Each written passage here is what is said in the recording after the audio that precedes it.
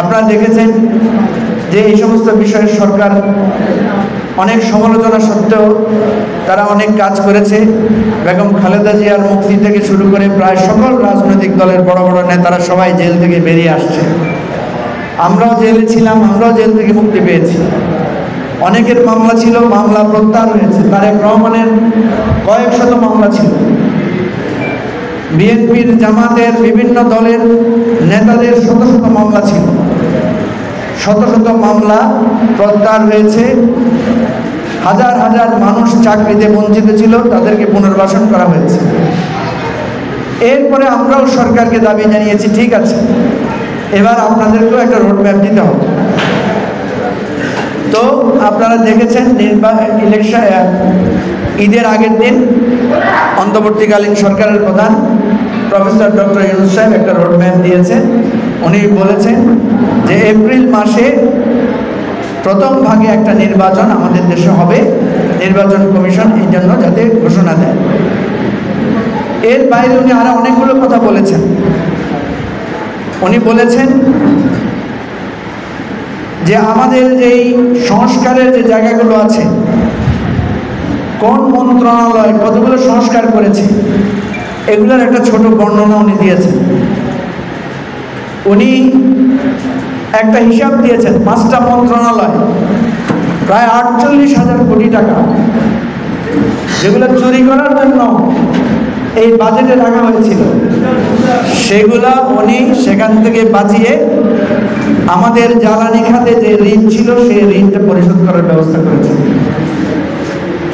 এইভাবে বিভিন্ন মন্ত্রণালয় আর অনেক কাজ। এবার আপনারা দেখছেন হজের সময়, প্রত্যেকবার হজের সময় ঝামেলা হয়।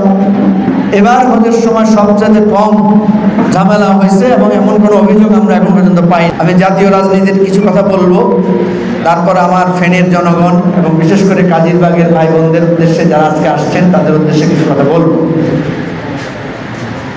আপনারা জানেন যে সরকার একটা রোডম্যাপ দিয়েছে। কেন দিয়েছে? আমরা এটা নিয়ে দাবি জানাচ্ছিলাম। প্রধান রাজনৈতিক দল বা শীর্ষস্থানীয় রাজনৈতিক দল বিএনপির পক্ষ থেকে বারবার দাবি আসছিল যে একটা রোডম্যাপ দিতে হবে, নির্বাচনের তারিখ ঘোষণা করতে হবে।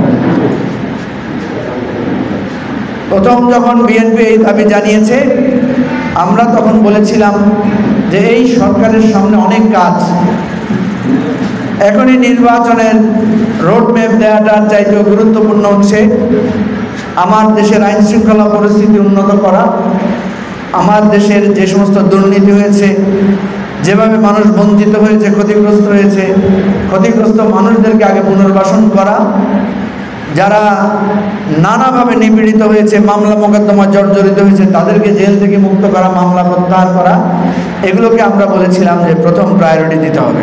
সংগ্রাম লড়াই করে আমরা বিজয় অর্জন করেছি। এবারে আমাদের লড়াইটা একটু লম্বা ছিল, 17 বছরের লড়াই, কিন্তু মাত্র আপনারা জানেন যে মাত্র 35 দিন, কেমন 36 দিন, 36 জুলাই আমরা যেটাকে বলি, মাত্র 36 দিনের একটা সংগ্রামী লড়াইতে আমরা বাংলাদেশের সবচাইতে বড় স্বৈরাচার ফ্যাসিবাদকে আমরা পরাজিত করতে পেরেছি।